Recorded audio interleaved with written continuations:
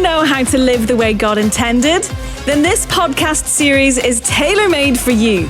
David Taverner asks Bible expert Mike Beaumont why Jesus spoke about living God's way using parables. And Mike will sum up what this means for us today in just 3 words. This time, as we continue in Matthew's Gospel, chapter 15, we reach the very short parable of the children's bread and dogs. But just to, remind us where we are, what's going on, where is Jesus now? Well, he's gone to a very unusual place for the setting for this particular story and parable.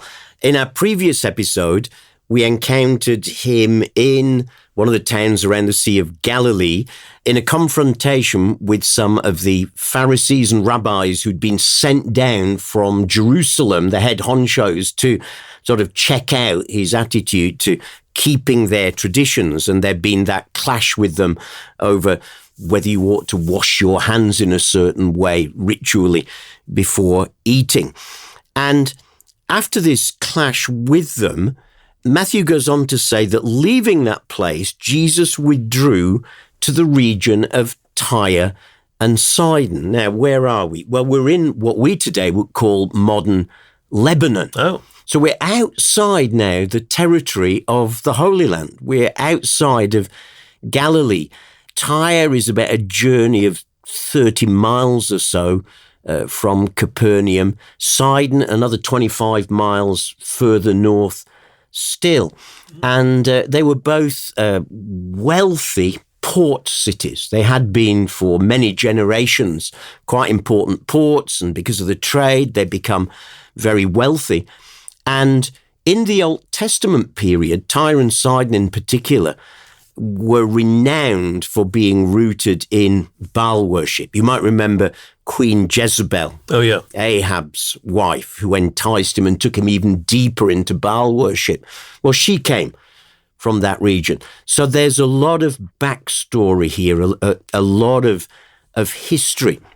By New Testament times, that whole area had been very strongly influenced by Hellenism, by Greek culture. And there was a strong move to bring Greek culture and ways and philosophy to the rest of the world. So where are we? We are, in Jewish terms, in utterly pagan territory. Oh, right. We are beyond the barriers, beyond the limits. We're out there where the nasty, dirty, pagan world exists. And yet, Jesus chooses to go there. It's very unusual. He withdrew to that region. So this is a choice. Now, that's important to remember, because as we get into the story, it looks a bit reactive to those who come to him. But he's chosen to go there. And while he's there, while he's in this region, he'll meet a woman who'll show incredible faith and therefore meet with incredible grace. Is Jesus sort of out of his comfort zone? Oh, Jesus isn't out of his comfort zone. The disciples would absolutely have been out of their comfort zone. I mean, they were out of their comfort zone when even they walked through Samaria, let alone when they went here into this dirty, dark part of the world. But I love that Jesus isn't out of his comfort zone. Jesus isn't out of his comfort zone anywhere. Jesus is the light of the world, and light can go into darkness, and darkness has to flee from light. So Jesus is very comfortable in his own skin wherever he is. But I absolutely can imagine the disciples sort of, questioning this, Lord, where are we going? And why? Why would we want to go there? And the closer they got, and probably starting to shrug their shoulders a bit and writhe a little bit and look around and look at all these people. As good traditional Jews, they would have been exceedingly uncomfortable in an area that, from an Old Testament point of view, was rooted in Baal worship. The culture at the time was rooted in Hellenism and all the Greek gods and everything else. This is utterly dark pagan territory as far as they are concerned. And yet Jesus is utterly at peace in his own skin. So Jesus is with his somewhat nervous disciples in this region of Tyre and Sidon. And as we read from chapter 15, verse 22, I see that it says, a Canaanite woman from that vicinity came to him, to Jesus, crying out, Lord, Son of David, have mercy on me. My daughter is demon-possessed and suffering terribly. Jesus did not answer a word. So his disciples came to him and urged him, send her away, for she keeps crying after us. He answered, I was sent only to the lost sheep of Israel. The woman came and knelt before him. Lord, help me, she said. He replied, it is not right to take the children's bread and toss it to the dogs. Yes, it is, Lord, she said. Even the dogs eat the crumbs that fall from their master's table. Then Jesus said to her, Woman, you have great faith. Your request is granted. And her daughter was healed at that moment. A Canaanite woman. Now, I mean, where's she from? Yeah, now that's interesting. Because this is the only use in the New Testament of that word Canaanite. Readers who are familiar with their Bibles and their Old Testament will be very familiar with Canaanites, that people group in the land that Israel came in to possess, and the people groups, all the various ites that were constant thorns in their sides and troubles to them, followers of the Baal gods. But this is the only use of that word in the New Testament. And of course, Canaan doesn't exist by this point. You know, it hasn't existed for hundreds of years. So why does Matthew call her a Canaanite? I think probably he chooses it deliberately to sort of evoke the old hostilities that had dominated Old Testament times, to heighten the impact of this story. Jesus is not just in Tyre and Sidon, distant places. He's in a region that was fiercely opposed by faith and life and practice to everything God's people stood for in Old Testament times. And yet Jesus is going in there with his message of good news that she will find in him. Interestingly, although she's a Canaanite, did you notice how she came to him? Lord, well, that might just be a polite form of address. Lord, Son of David. Oh, my goodness. She might be 25, 30 miles away in another country, but she's heard things about this Jesus. Son of David was a messianic title. She's heard some of the things that Jesus has been doing and teaching, some of his miracles, some of how he's been reaching out to even people like her. And she's heard people say, I wonder is this him? Is this Messiah? Is this the Son of David? Is this that promised descendant of David who's going to bring God's kingdom? And the very fact she comes and says, Lord, Son of David, there's her first expression of faith. It's like she's trying to reach out to him here. Because she's got no background in the Jewish faith. She won't have been brought up in that sense of expectation of the Son of David. Absolutely not. And she would be like, well, frankly, like many people are in Britain and in the West today, with very, very little real knowledge of what the Christian message is all about. Maybe bits and pieces, but she's heard something. She's heard enough to stir her desperation. This is a desperate woman. And, you know, when you're desperate, and particularly when you're desperate for your kids, I've seen this again and again, parents will do anything. But this is not just sheer it's desperation with expectation. She's heard something. I've heard bits about Jesus, and I wonder if he could do what I've heard he's been doing for other people, even for me. So I think all these emotions are going on within her. Desperation, expectation, and yet, you know, what she doesn't find is invitation. It seems to be the very opposite, doesn't it? Because, I mean, her daughter hasn't got like a common cold.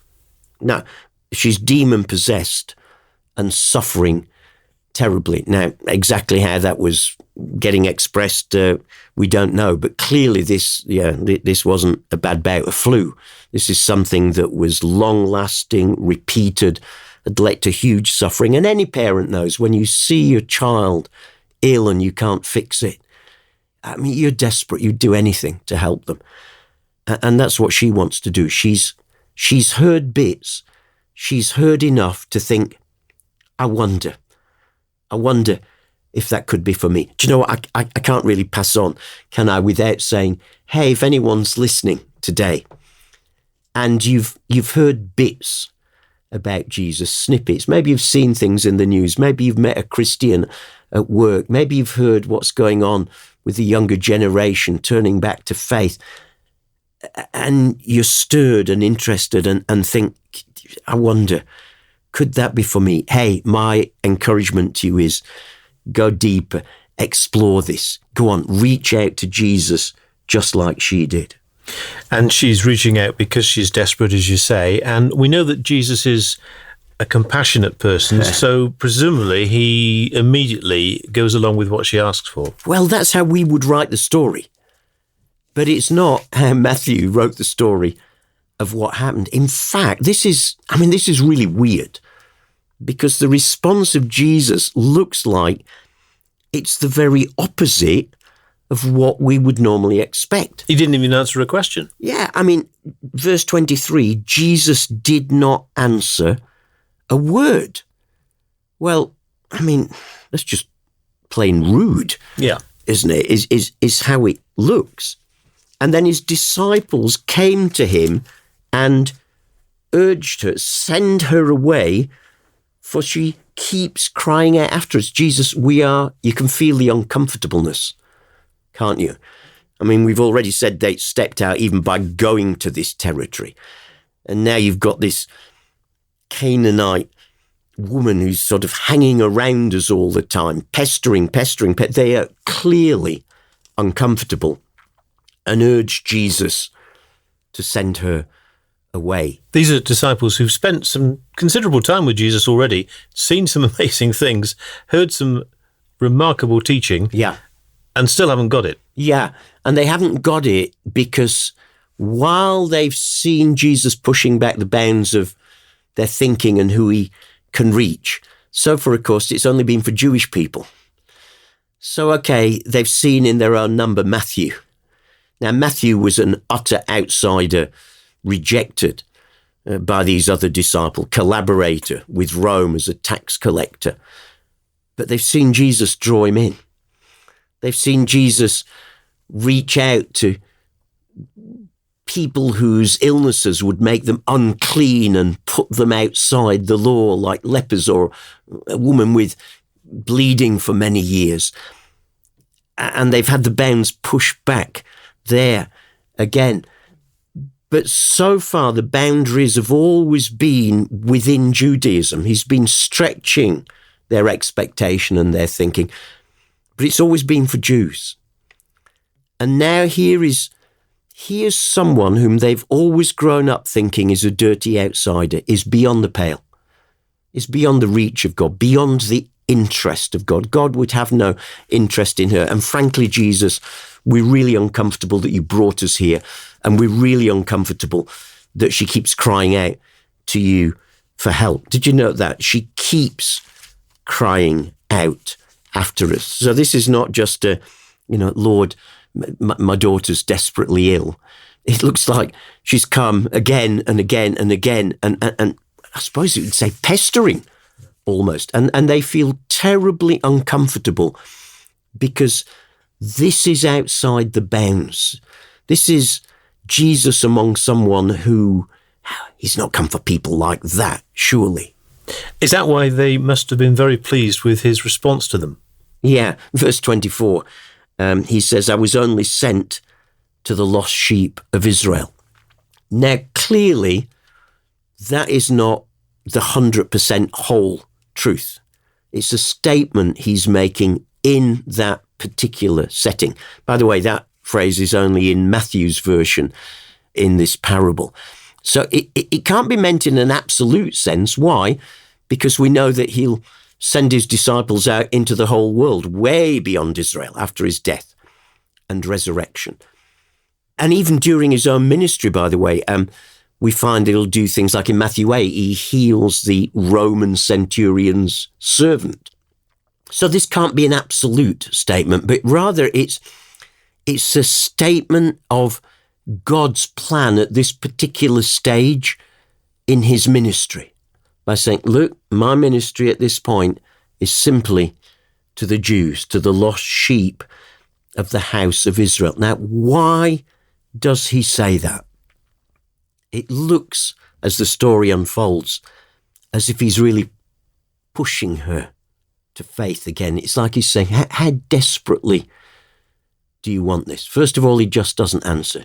She keeps pressing and says, no, my ministry's only to Jews.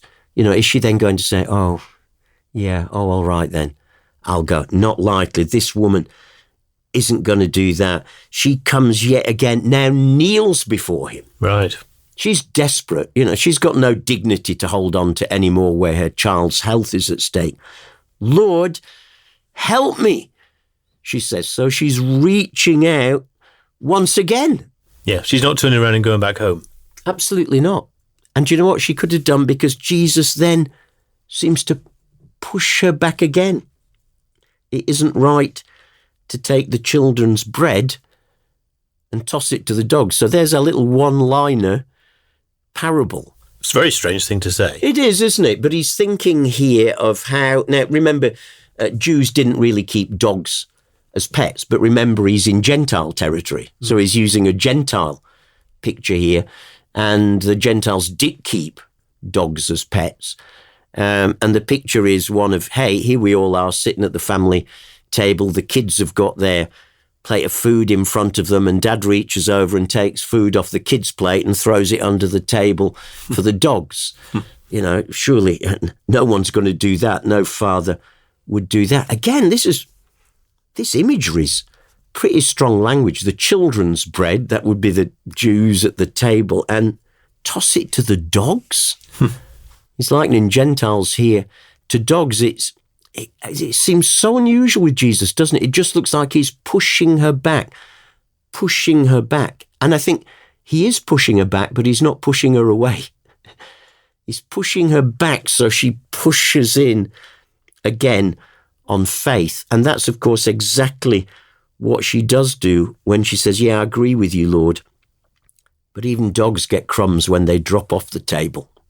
And this language that Jesus is using would have been understood by the disciples as much as by her. Oh, absolutely. Yeah, they knew exactly what Jesus was saying here. The children, it was obvious that was them. That was God's people. That was the Jews. The dogs, yeah, very common picture in Jewish thinking of the Gentiles. So the disciples would, I'm sure, have seen this as pushing her away. But hey, hang on. Jesus had deliberately chose to come into this territory. That's how the story starts. So this is not Jesus going into territory to deliberately come and show people how very bad they are so he can go away. I thank you very much. He's made a deliberate choice to come here. I think he came here for this one woman. Would he do that? Oh, yeah, I would, because there's that story in John 4 of the Samaritan woman where he says that he has to pass through Samaria. Now, any good Jew wouldn't have to pass through Samaria. You'd go to the east to the River Jordan and come down the other side to avoid going through there. But he went there that day for one woman. And I think he came here this one day for this one woman. But this one woman has to understand, she has to come to Jesus on the same basis that anyone else does, which is faith. And so we get this sort of push back each time, and she pushes back again. So he pushes back a little bit further, and she pushes back again. And then even with this parable about the dogs and the bread, yeah, Lord, but even dogs eat crumbs that fall from the master's table. And Jesus has answered, woman, you have great faith. Now there's the core. That's what Jesus has been looking for in this whole story. It's what Jesus is always looking for faith. She wouldn't give in. She kept pushing back to his pushbacks. You have great faith. Your request is granted. And then did you know? And her daughter was healed at that moment. Doesn't he have to bring a daughter? But just at that very moment, presumably they discovered this later, at the very moment Jesus said that, the daughter was healed back home. So what Jesus was after all along, what Jesus is always after, of course, what he's out to model to the disciples here is faith. And I think he's wanting to provoke his disciples to understand we can't limit God. I was going to say, because I'm just imagining the look on the faces of the disciples after what he said to the woman about her faith and what has happened in relation to her daughter. Yeah. It must have been shocking. Shocking that Jesus would do something like that for someone like her. Now, as I said earlier, it's like they got used to Jesus pushing back the boundaries, that Jesus would do something like this for Matthew himself and welcome him in, that Jesus would do things like this for Mary Magdalene, who'd been demon-possessed and yet who becomes a faithful follower. So little by little, they're having their boundaries pushed back. But this was a huge boundary, that Jesus would want to take God's grace to people that his disciples thought were beyond the pale. There's a challenge there still for us as Christians and as churches today. Do we sometimes write people off? Maybe not willfully, but really by our actions or our neglect. We write them off. We think, God really couldn't work with them, or, I've known people who've worked with that sort of person before, and it's all very superficial. Nothing really happens. And we've written them off. We've made them like this Syrophoenician woman. And it's very easy for us to struggle like these disciples struggled with thinking that God's love can't reach the people who we see as beyond the pale. They're either too bad or too out there or too disinterested. And this parable and this incident surely shows us there is no one whom Jesus cannot reach, no matter who they are or where they are. And the challenge of the parable to don't limit God.